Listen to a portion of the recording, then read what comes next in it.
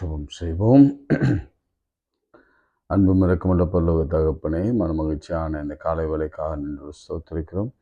கடந்த இரவு பகல் முழுவதும் எங்களை கண்ணின் மணி போல காத்திரதுக்காக நமக்கு ஸ்தோத்திரம். வியாதிகள், பலவீனங்கள், சோர்வுகள் வராதபடி கிருபையை காத்திரதுக்காக நன்றி செலுத்துகிறோம். நாங்கள் நிற்பதும் நிர்மூலமாகாமல் இருப்பதும் கர்த்தருடைய கிருபையை உடைய இரக்கங்களுக்கு முடிவில்லை. அவை காணிதரும் புதிதாக இருப்பதற்காக நமக்கு நன்றியோடு ஸ்தோத்திரிக்கிறோம். என்னை சிநேகிக்கிறவர்களை நான் சிநேகிப்பேன். அதிகாலையில் என்னை தேடுகிறோம், என்னை கண்டறிவார்கள் என்று சொன்னவரே நன்றியோடு ஸ்தோத்திரிக்கிறோம். அதிகாலையில் யோபின் வீட்டை வேலையடைத்து அவனை பாதுகாத்தீரே உமக்கு ஸ்தோத்திரம். பகலின் குளிர்ச்சியான அதிகாலை வேளையில் ஆதாமை ஏவாளை சந்திக்க வந்தீரே உமக்கு ஸ்தோத்திரம். ஆண்டவரே, யோசேப்பை அதிகாலை வரைக்கும் போராடின பொழுது கர்த்தாவே, நீர் அவன் தொலை சந்தை சுருக்கி நான் போகட்டும் என்று சொல்லி அவனை ஆசீர்வதித்து அனுப்பினீரே உமக்கு நன்றி செலுத்துகிறோம். அதே போல கர்த்தாவே, யாக்கோபை நீர் ஆசீர்வதித்தது போல எங்களையும் ஆசீர்வதிப்பீராக. இந்த வேளையிலும் கூட கர்த்தருடைய கரம் எங்களோடு கூட இருக்கட்டும். ஆண்டவரே, இந்த நாள் முழுவதும் எங்களோடு இருக்கட்டும். எங்கள் பிரயாணங்களில் இருக்கட்டும், கிருபை இருக்கட்டும். படிக்கிற பிள்ளைகளுக்கு நல்ல தேர்வு எழுதுகிற கிருபை கொடுத்திருக்கிற உமக்கு ஸ்தோத்திரம். ஆண்டவரே, இனமாய் நல்லா படிக்கிற திறன்மைகளை தந்த ஆசீர்வதியும். இந்த நாளிலும் கூட ஆண்டவரே, பிறந்த நாளை திருமண அனுசரித்த பிள்ளைகளை அனைவரையும் வாழ்த்தி ஆசீர்வதித்து அவர்கள் எதிர்காலத்தை சிறப்பாக அமைய பண்ணுவீராக. எல்லா துதிக்க நம்ம உமக்கு ஸ்தோத்திரம் செலுத்துகிறோம். ஒருவருக்கே செலுத்துகிறோம். இயேசுவின் நாமத்தில் ஜெபிக்கிறோம் நல்ல பிதாவே, ஆமென். என்னால் ஒன்றும் கூடாதென்று என்னையே தந்துவிட்டு என்ற பாடலை நாம் பாடுவோம். எல் ஷடாய் சர்வ வல்லவரே, எல்லாம் செய்பவரே, இல்லாதவைகளை இருக்கின்றதாய் வரவழைப்பவரே, ஆபிரகாமுக்கு செய்தவர் எனக்கும் செய்ய வல்லவர், ஆபிரகாமுக்கு செய்தவர் எனக்கும் செய்ய வல்லவர். என்னால் ஒன்றும் கூடாதென்று என்னை நான் தந்து விட்டேன், உம்மால் எல்லாம் கூடும் என்று உம்மையே நம்பியுள்ளேன். எல்லாம் ஒன்றும் கூடாதென்று என்னை நான் தந்து விட்டேன், உம்மால் எல்லாம் கூடும் என்று உம்மையே நம்பியுள்ளேன். ஏகோவாயிரே எல்லாம் பார்த்து கொள்வீர், தேவையை நிறைவாக்குவார், கண்ணீரை துருத்தியில் எடுத்து வைத்து ஏற்றதாய் பலன் தருவார், அந்நாளை களிப்பாய் மாற்றினவர் என்னையும் மாற்றிடுவார், அந்நாளை களிப்பாய் மாற்றினவர் என்னையும் மாற்றிடுவார். என்னால் ஒன்றும் கூடாதென்று என்னையே தந்து விட்டேன், உம்மால் எல்லாம் கூடும் என்று உம்மையே நம்பியுள்ளேன். எல்ரோயி என்னை காண்பவரே, என் கண்ணீர் துடைப்பவரே, கருமுதலாய் என் மேல் கண் வைத்து நன்மைகள் செய்பவரே, ஆகாரின் கண்ணீரை மாற்றினவர் என் கண்ணீர் மாற்றிடுவார். ஆகாரின் கண்ணீரை மாற்றினவர் என் கண்ணீர் மாற்றிடுவார். என்னால் ஒன்றும் கூடாதென்று என்னையே தந்து விட்டேன். உம்மால் எல்லாம் கூடுமென்று உம்மையே நம்பியுள்ளேன். கைகளை உயர்த்து. ஆண்டவரே, ஆகாரின் கண்ணீரை கண்டவர், அன்னாளின் கண்ணீரை கண்டவர், ஆபிரகாமின் மன உளைச்சல்களை பார்த்தவர், கர்த்தரைகளையும் பார்ப்பீராக. ஆபிரகாமை பெரிய சந்ததியாக்கினவர், ஈசாக்கை கொடுத்தவர், அவன் கால் மிதிக்கும் தேசமெல்லாம் அவனுக்கு சுதந்திரமாக கொடுத்தவர், சிநேகிதனாகிய ஆபிரகாமே என்று அழைத்தவர். அப்படியே அன்னாளின் வாழ்க்கையில் ஒரு அற்புதம் செய்து கர்ப்ப பிறப்பை கொடுத்து அதன் பிறகு அவனை தீர்க்கதரிசியாய் மாற்றினவர், சாமுவேலை ஆசீர்வதித்தவர், ஆகாரின் கண்ணீரை கண்டவர், வனாந்திரத்திலே ஜீவன் போகிருந்த மரணத்தின் பிடியில் இருந்த இருவரையும் மரண குகையிலிருந்து மரண பள்ளத்தாக்கிலிருந்து தூக்கி எடுத்தவர், எங்களையும் தூக்கி எடுப்பீராக. எங்களுக்கு விரோதமாக எழும்புகிற எல்லா ஆயுதங்களையும் வாய்க்காது போக பண்ணும். உருவாக்கப்படுகிற எல்லா ஆயுதங்களையும் கர்த்தர் நிர்மூலமாக்குவீராக. அப்படியே வியாதியின் மத்தியில் இருக்கிற பிள்ளைகளுக்கு கர்த்தர் பரிபூரண சுகத்தை கொடுப்பீராக. தேர்வு எழுதுகிற பிள்ளைகளுக்கு கர்த்தர் தேர்ச்சியை கொடுப்பீராக. குழந்தை இல்லாதவர்களுக்கு கர்த்தர் குழந்தை பாக்கியத்தை கொடுப்பீராக. வேலை இல்லாதவர்களுக்கு வேலை வாய்ப்பை கொடுப்பீராக. ப்ரமோஷனுக்காக காத்திருக்கிறவர்களுக்கு ப்ரமோஷன் கொடுப்பீராக. மாறுதலுக்காக டிரான்ஸ்ஃபருக்காக காத்திருக்கிறவர்களுக்கு கர்த்தர் டிரான்ஸ்ஃபரை கொடுப்பீராக. இயேசுவின் நாமத்தில் ஜெபிக்கிறோம் பிதாவே, ஆமென். பிரியமானவர்களே, நாம யோசுபாத்தின் ஃபாஸ்டிங் பார்த்தோம். ஜெஹோஷாபாத் ஃபாஸ்டிங்கை பார்த்தோம். அதில் முதல் பகுதி தான் உங்களோடு கூட நான் பகிர்ந்து கொண்டேன். இன்றைக்கு நான் இந்த இரண்டாவது பகுதி, ஆண்டவர் அவனுக்கு கொடுத்த அற்புத விக்டரியை நம்ம பார்க்க போகிறோம். பிரியமானவர்களே, நம்ம எல்லாருக்கும் இப்படிப்பட்ட ஒரு பேட்டில் வரும். நேற்று பார்க்காதவங்க இது சும்மா ஒரு சின்ன ரீகேப் மாதிரி.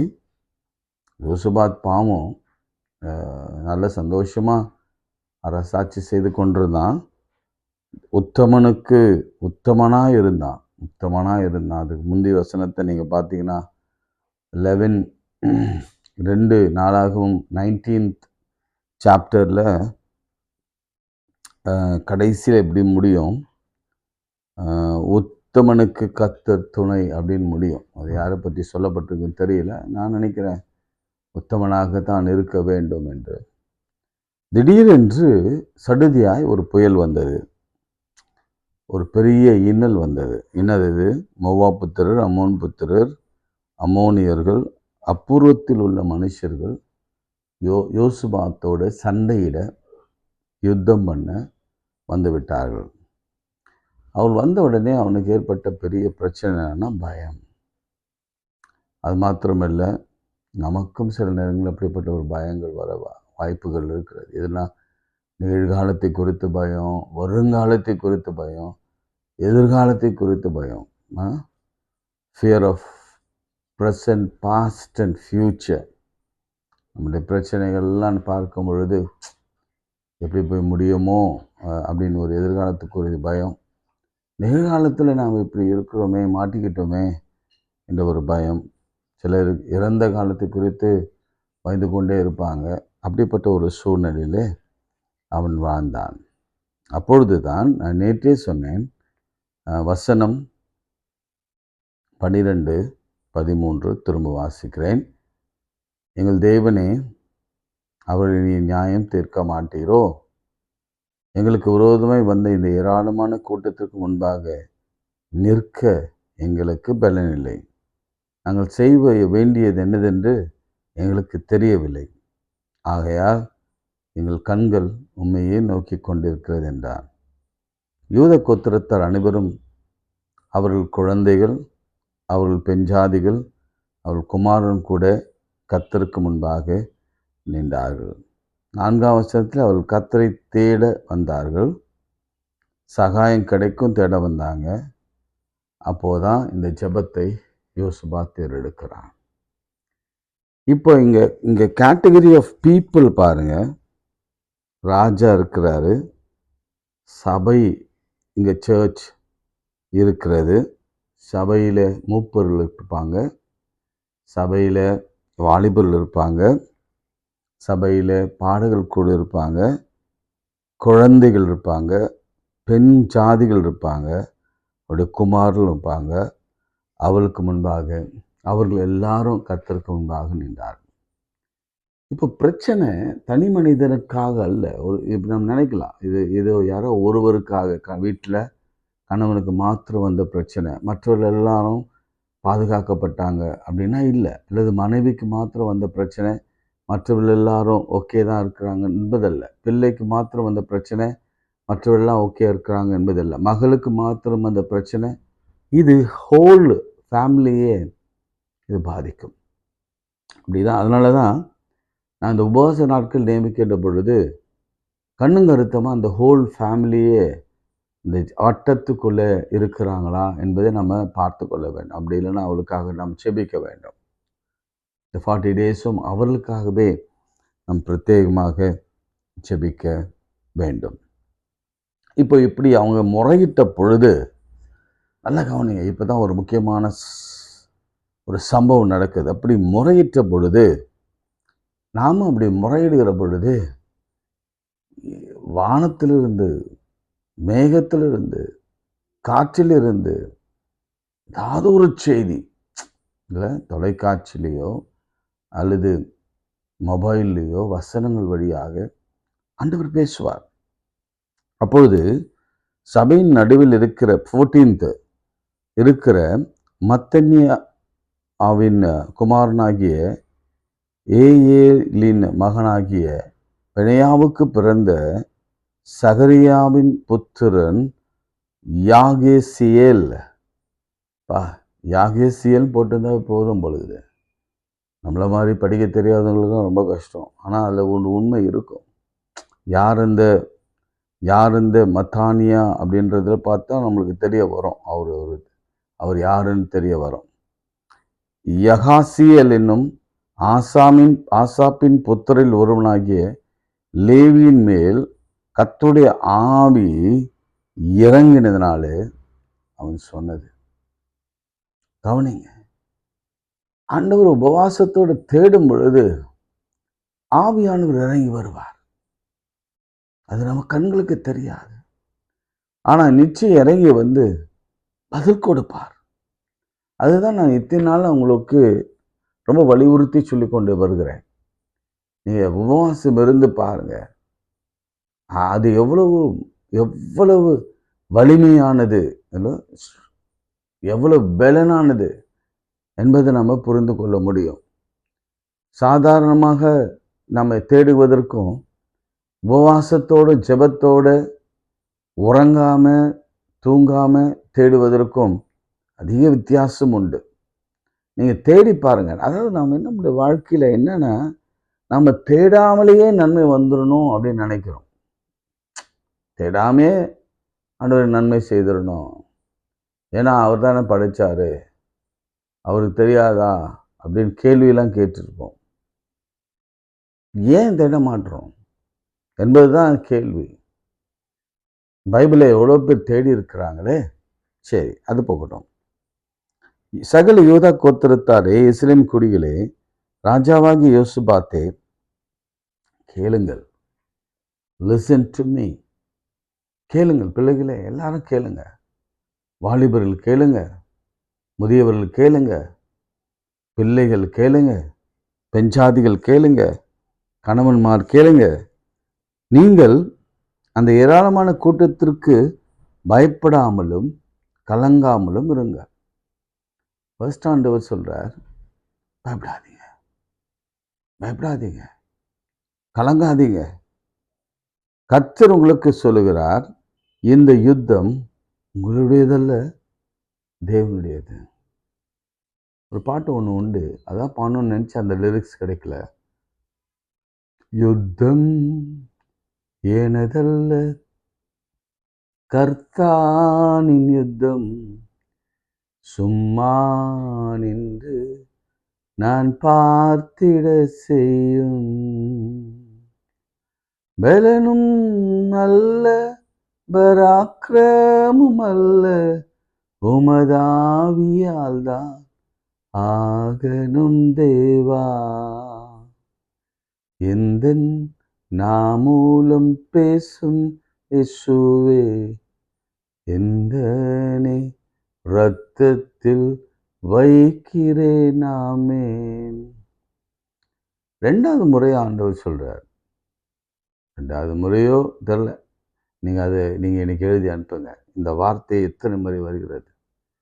இஸ்ரவேலுக்கு மோசே செங்கடலுக்கு முன்பாக நின்ற பொழுது அவர் சொன்னார், யுத்தம் உங்களதல்ல, அது கர்த்தருடைய யுத்தம். இன்னைக்கு நாம தான் ஃபைட் பண்ணி தோல்வியை சந்தித்து கொண்டிருக்கிறோம். நம்ம ஃபைட் பண்ணாமல் சும்மா இருந்துருவோம், அவர் நமக்காக ஃபைட் பண்ணுவார். நம்ம ரியாக்ட் பண்ணிட்டோம்னா அதுக்கப்புறம் அவர் விட்டுருவார். ஏன்னா அவனே ரெசிஸ்ட் பண்ணிட்டான், ரியாக்ட் பண்ணிட்டான், ஆன்சர் கொடுத்துட்டான், பதில் பேசிட்டான், சண்டை போட்டுட்டான். அதனால் நான் என்ன செய்ய வேண்டும்? அப்புறம் அவருக்கு என்ன வேலை அங்கே இருக்கிறது? ஸோ சில காரியங்கள் நம் மனசில் கூட நம்ம என்ன செய்யணும்? அமைதியாக இருந்துடணும். அவர் பார்த்துப்பாருன்ட்டு நம்பிக்கையோட, ரொம்ப நம்பிக்கையோட அவர் சொல்கிறாரு, இது இந்த யுத்தம் உங்களுடையதல்ல, தேவனுடையது. நாளைக்கு நீங்கள் அவர்களுக்கு விரோதமாய் போங்கள். இதோ அவர்கள் கீஸ் என்னும் மேற்று வழியாய் வருகிறார்கள். நீங்கள் அவர்களை எருவேல் வனாந்தரத்திற்கு எதிராக பள்ளத்தாக்கின் கடையாந்தரங்களிலே கண்டு சந்திப்பீர்கள். இந்த யுத்தத்தை பண்ணுகிறவர்கள் நீங்கள் அல்ல, யூதா மனுஷரே, எருசலேம் குடிகள், எருசலேம் ஜனங்களே, நீங்கள் தரித்து நின்று கர்த்தர் உங்களுக்கு செய்யும் அழகான வார்த்தை, ரட்சிப்பை பாருங்கள். தரித்து நின்று கர்த்தர் செய்யும் ரட்சிப்பை பாருங்கள். பயப்படாமலும் கலங்காமலும் இருங்கள். நாளைக்கு அவர்களுக்கு எதிராக புறப்பட்டு போங்கள். கர்த்தர் உங்களோடு கூட இருக்கிறார். போங்க, பயப்படாமல் போங்க, கர்த்தர் உங்களோடு இருக்கிறார். அப்பொழுது யோசுபா தரைமட்டம் முகம் குனிந்து, இதெல்லாம் நம்ம பண்ணுறதே இல்லைல்ல, ட்ரை பண்ணுங்க, இதெல்லாம் ட்ரை பண்ணுங்க. பதில் வந்த பிறகு ராஜா செய்த காரியம், தரைமட்டம் குனிந்து பணிந்து சகல யூத கோத்திரத்தாரும் எருசலேம் குடிகளும் கர்த்தரை பணிந்து கொள்ள கர்த்தருக்கு முன்பாக தாழ் விழுந்தார்கள். அவர்கள் அதிகாலமே எழுந்திருந்து, இதுதான் ஏர்லி மார்னிங் ப்ரேயர் சொல்லிகிட்டே இருப்பேன்ல, இதை குறித்து வைங்க. எப்போ எழுந்தாங்க? ரொம்ப ஏர்லி இந்த மார்னிங். ஏன் சூரியன் விடிஞ்சு போயிருக்கலாமே. எல்லாத்துக்கும் ஒரு நேரம் உண்டு. அதிகாலையிலே தேடுகிறவர்கள் தான் ஆண்டவரை கண்டுபிடிப்பாங்க. அதிகாலையில் எழுந்திருந்து தெக்கோவாவின் வனாந்திரத்திலே போக புறப்பட்டார். புறப்படுகையிலே யோசபாத் நின்று, யூதாவே, எருசலேம் குடிகளே, கேளுங்கள், தேவனாகிய கர்த்தரை நம்புங்கள், அப்போது நிலைப்படுவீர்கள். அவருடைய தீர்க்கதரிசியை நம்புங்கள், அப்பொழுது சித்தி பெறுவீர்கள். திரும்ப நான் வாசிக்கிறேன், கவனிங்க. ராஜா சொல்றான், கர்த்தரை நம்புங்கள், அப்போது நிலைப்படுவீர்கள். நிலைப்படுவீர்கள் என்ன? ஸ்ட்ராங்காக இருப்பீங்க, இல்லை அசைந்து போக மாட்டீங்க, அசைக்க முடியாது. நிலையா இருக்கான்னு சொல்லுவாங்கல்ல, பாருங்க, அவன் நிலைத்து நிற்கிறான். நிலைத்து நிற்கும் சீயோன் பர்வதத்தை போல நிலையாய், ஒரு இடத்துல நிலையாய், அலைந்து திரிந்து நடக்கிற காரியங்கள் அல்ல, நிலையாய் நிற்பான். ஆவியானவர் சிலரோடு என்னோட கூட பேசிக்கொண்டிருக்கிறார். அப்பொழுது நிலைப்படுவீர்கள். அவருடைய தீர்க்கதரிசனம் அனுப்புங்கள், அப்போது சித்தி பெறுவீர்கள். சித்திக்கு ஆங்கிலத்தில் என்ன போட்டிருக்காங்க, நீங்கள் வாசித்து எனக்கு எழுதி அனுப்புங்க. நிலைப்படுவீர்கள் என்ற ஆங்கிலத்தில் என்ன போட்டிருக்காங்க எனக்கு எழுதி அனுப்புங்க. அப்போ இன்னும் அடுத்த கமெண்ட் பார்க்குறவங்களுக்கு புரிய வரும், இன்னும் ஆழமான அர்த்தம் தெரிய வரும். பின்பு அவன் ஜனத்தோடு ஆலோசனை பண்ணி பரிசுத்தமுள்ள மகத்துவத்தை துதிக்கவும் ஆயுதம் அணிந்தவர்களுக்கு முன்பாக நடந்து போய் கர்த்தரை துதியுங்கள், அவர் நல்லவர், கிருபை என்றும் உள்ளது என்று கர்த்தரை பாடவும் பாடகரை வைத்தான், நிறுத்தினான்.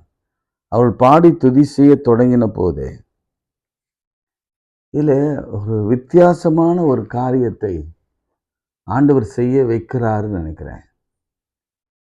எப்பவுமே யுத்த சனத்தார் தான் முன்னாடி போவாங்க. முதல்ல காலாட்படை, பின்னாடி குதிரைப்படை, அதுக்கப்புறம் யானைப்படை, அப்படி ஒவ்வொரு படையாக பிரிந்து போய் பவுஞ்சுகளாக விழுவாங்க. ஆனால் இந்த இடத்துல ஒரு முக்கியமான பிளேஸ் இது. இந்த மாதிரி என்டையர் பைபிளில் எங்கே நடந்திருக்குதுன்னா எங்கேயும் நடக்கலை இன்ஃபேக்ட்.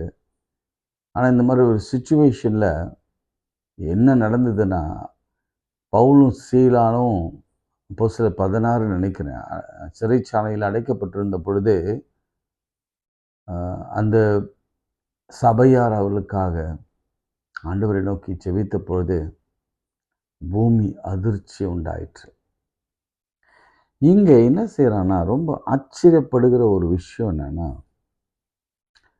ஃபர்ஸ்டில் போயிட்டு வாலிபர்களை வர்ஷிப் பண்ணுற பாடகர்களை முன்னாடி வைக்கிறான். அதுவும் எது இன்னிசை பாடல்கள் அல்ல, அல்லது வேறு விதமான பாடல்கள் அல்ல, கர்த்தர் நல்லவர், அவர் கிருபை என்றும் உள்ளது என்று துதிக்கிற பாடலை வைப்போம். இங்கே எகிப்தில் நீங்கள் பார்த்தீங்கன்னா உங்களுக்கு வித்தியாசத்தை உங்களுக்கு சின்ன காண்பிக்கிறேன், அதான் உங்களுக்கு புரிய வரும் இல்லை.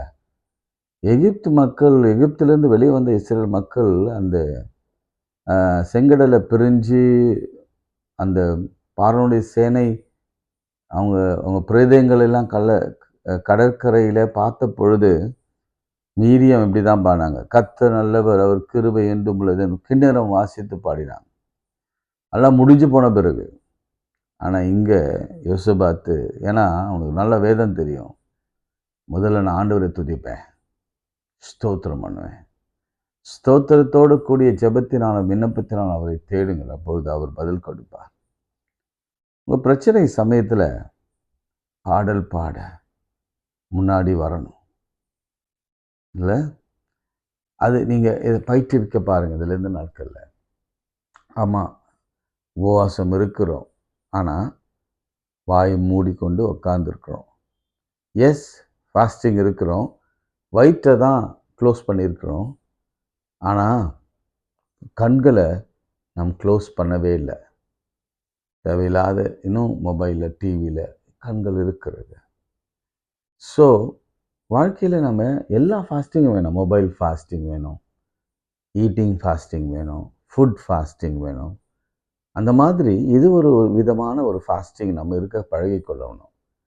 பாடல் பாடுகிறது, நீங்கள் நல்ல கொஞ்சம் கணக்கு வச்சுக்கோங்க. ஒரு நாளைக்கு 5 பாட்டாவது நான் பாடுவேன், ஒரு நாளைக்கு 4 பாட்டு பாடுவேன். எல்லாரும் பாடுகிறது தான், ஒரு 2 பாட்டாவது பாடுவேன். பாடி ஆண்டவரை துதிப்பேன். துதிக்கும் பொழுது இங்கே வித்தியாசம் என்னன்னா, நல்ல வித்தியாசத்தை நாளைக்கு அந்த ரிசல்ட்டை நான் உங்களுக்கு சொல்கிறேன். ஆனால் எரிகோ கூட அப்படிதான் நடந்தது. 6 நாள் பேசாமல் நடந்தாங்க எரிகோவை சுற்றி. 7ஆவது நாள் 7 முறை நடந்தாங்க. அப்புறம் ஆர்ப்பரித்தாங்க, துதித்தாங்க, அலங்கம் இடிந்து விழுந்தது. பேதுரு, அதான் சொன்னேன், அவங்களுடைய பேதுருக்கும் அவங்களுடைய சபையினர் துதித்து பாடிக்கொண்டிருந்தாங்க. அப்போது சிறைச்சாலை கதவுகள், பவுலும் சீலா சிறைச்சாலை இருக்கும் பொழுது பூமி அதிர்ச்சி, பாடும் பொழுது அற்புதம் நடக்கும். பூமி அதிரும். பாடி ஆண்டவருக்கு முன்பாக கீர்த்தனம் பண்ணுகிற பொழுது தாவீது பாடுனா பிசாசு விலகிற்று. நம்ம பாடாதனால தான் பிசாசு நம்ம சுற்றி சுற்றி வந்து கொண்டிருக்கிறோம். அட்லீஸ்ட் உங்களுக்கு தெரிஞ்ச அந்த தாவீதை போல நடனமாகி அப்பாவை நான் ஸ்தோத்திரிப்பேன் என்ற பாடலாம் பாடி பாருங்க. அங்கே சவுலுக்கு பிடித்திருந்த பொல்லாத ஆவி இவன் கிண்ணறம் வாசித்து பாடும்பொழுது விலகிட்டான். நம்ம வீட்லேயே பிசாசு இருக்கணும்னு நினச்சிங்கன்னா பாடாமே இருங்க. பிசாசு போகணும்னு நினச்சிங்கன்னா பாடுங்க. எப்படியாவது ஒரு 5 பாட்டாவது ஒரு நாளைக்கு பாட ஆரம்பிங்க. கீர்த்தனையில் நான் அந்த உபவாச சமயத்தில் கூட ஃபாஸ்டிங் சமயத்தில் நான் சொன்ன சாட்சிகளில் ஒன்று இது சொல்லியிருக்கேன்னு நினைக்கிறேன். கீர்த்தனை புத்தகம் இல்லை, அது 1லிருந்து அப்படியே தெரியலன்னா அந்த பாட்டு விட்டுருவேன். அதில் கூட ஒரு டிசிப்ளின் வச்சேன். தெரியாத பாட்டு தெரிஞ்ச பாட்டு, ஆனால் அந்த கீர்த்தனை முழுவதும் பாடி முடிக்க வேணும். ஒருவேளை உங்ககிட்ட ஏதாவது புத்தெழுச்சி பாடல்களோ உன்னத பாட்டுகளோ இருந்தால் வந்து ஆலேருந்து ஆரம்பித்து அதுக்கப்புறம் கடைசி வரைக்கும் ஒன்று ஒன்றா பாடி அதில் ஒரு டிசிப்ளின். அதில் நடுவில் எடுக்க வேணாம். 40 நாள் எத்தனை பாடல் பாட முடியும், அதுக்கு ஒரு கணக்கு. பாடி துதித்து பாருங்க, அற்புதம் நடக்கும். நாளைக்கு நான் சமயம் வாய்த்தா நான் திரும்ப தொடர்றேன். ரொம்ப அழகாக நடந்தது. அது சின்ன பாட்டு தான். அதை சொல்லிவிட்டு எப்படி அவங்க ஜெயித்தாங்க, ஜெயித்த பிறகு அவங்க என்ன செய்தாங்க என்பதை குறித்து நான் சொல்கிறேன். ஃபாஸ்டிங்க்கு அப்புறம் அவங்களுக்கு எப்படி விக்ட்ரி கிடைச்சிச்சு, விக்ட்ரி எப்படி கிடைச்சிச்சு, அப்புறம் அந்த விக்ட்ரியை எப்படி என்ஜாய் பண்ணாங்க என்பதை குறித்து நாளைக்கு பார்க்கலாம். இப்போ நம்ம ஜெபம் பண்ணலாம். அன்புள்ள ஆண்டவரே, இந்த வேலைக்காக நன்றியோடு ஸ்தோத்திரிக்கிறோம். ஆண்டவர் நீர் பேசி நம்முடைய வார்த்தைகளுக்காக நன்றி செலுத்துகிறோம். ஆண்டவரே, நாங்கள் பாடல் பாடி உம்மை துதிக்கிற கிருபை எங்களுக்கு தாரும். ஆண்டவரே, நாங்கள் எவ்வளவு பிரச்சனைகள் இருந்தாலும், எங்களை சுற்றிலும் தலையை சுற்றிலும் ப்ராப்ளம்ஸ் இருந்தாலும் பயப்படாமலும் கலங்காமலும் திடமனதாக இருக்க உதவி செய்யும். கர்த்தரை நம்ப கிருபை தாரும். தீர்க்கதரிசி வேதாகமத்தில் இருக்கிற வார்த்தைகளை நம்புகிற திடமனது தாரும். அப்பொழுது நாங்கள் சித்தி பெறுவோம், அப்பொழுது நாங்கள் நிலை பெறுவோம், அப்பொழுது நாங்கள் வெற்றி பெறுவோம். இந்த நாளிலும் சரீர சுகவீனம், பலவீனம், வியாதிகள், குழந்தையின்மை, திருமணமாகாத நிலையில், கேன்சரில், சரும வியாதிகள் இருக்கிற ஒவ்வொரு பிள்ளைகளுக்கு விடுதலை, சுகர் குறையட்டும், டயபெட்டிக் முற்றிலுமாக நீங்கட்டும், பிளட் ப்ரெஷர் நார்மலாகட்டும், கண்களிலே தெளிவு உண்டாகட்டும், பார்வை தெளிவடையட்டும், மூளை மண்டலத்தில் கர்த்தருடைய வல்லமை விளங்கட்டும், டிப்ரெஷன் மாறட்டும், ஆங்ஸைட்டி மாறட்டும், கை கால்கள் விளங்காதவர்களுக்கு எழும்பி நடக்கட்டும், வேலையில்லாதவர்களுக்கு வேலை வாய்ப்பை கர்த்தர் கொடுத்து ஆசீர்வதியும். ஜுரத்தில் இருக்கிறவர்களை கர்த்தர் கண்ணோக்கி பாரும். ஐசியில் இருக்கிற பிள்ளைகளை குணமாக்கும். ஐயா, 3 மாதம் எங்கள் வாழ்க்கையில் ஒரு தொழிலும் நடக்கலை என்று கண்ணீரோடு கூட விதைக்கிற உடைய பிள்ளைகளுக்கு ஜனவரி, பிப்ரவரி, மார்ச், கர்த்தர் ஏப்ரல் மாதத்தில் ஒரு பெரிய அதிசயத்தை காணும்படி செய்வீராக. அற்புதம் செய்கிறவர் நீர் ஆண்டவரே. கடனை நீக்கி எங்கள் வறுமையை மாற்றி பிள்ளைகளுடைய கல்வி தரத்தை உயர்த்தி தேர்விலே நல்ல தேர்ச்சியை கொடுத்து ஆசீர்வதியும். மரண இருளில் இருக்கிறவர்கள் வெளியே வரட்டும். எல்லா துதிகரமாக உமக்கு சொல்கிறோம். இயேசுவின் நாமத்தில் ஜெபிக்கிறோம் பிதாவே, ஆமேன். நமது ஆண்டவராகிய இயேசு கிறிஸ்துவின் கிருபை, பிதாவாகிய தேவனுடைய அன்பு, பரிசுத்தாவின் ஐக்கியம் மனிதரோடு மீண்டும் சிதாக்கள் நிலைத்திருப்பதாக. ஆமேன். God bless you.